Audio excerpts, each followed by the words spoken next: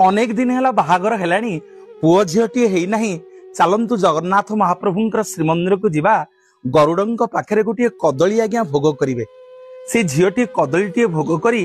गरुड़ को साक्षी रखी से कदलीटी पाइबे एवं गरुड़ महाप्रभु जितेबाला स्नान करेंगे तांकर स्नान जल को सेठी मानसिक करी जगन्नाथ निकटरे ताकू पाई जगन्नाथ महाप्रभु को जनइबे महाप्रभु मो कोल को संतानटी दिंतु खाली सेतिकी नुह आज्ञा जदि आपण जेकोसी रोगरे जेमितिका रोग हो आपण को गुणी गारेडी किए करिछि जेकोसी रोगरे आपण पीड़ित अछंती ए गरुड़ ठाकुरंकर स्नान जल को आपण माने पाइले ए गरुड़ ठाकुरंकर स्नान जलर एते महात्म्य रही आपण समस्त रिष्ठरु समस्त विपदरु आपण मान को मुक्ति मिलिबो। हाँ आज्ञा मंगलवार हो शनिवार हो संक्रांति हो जितेबाला जगन्नाथ महाप्रभु मंदिर को जीवे कदलीटे मानसिक करियो मोर माँ माने मानसिक करी जगन्नाथ निकटरे गरुड़ पाखरे ए गरुड़ स्नान जल टिके पाइब देखिबो जगन्नाथ महाप्रभु तम कोल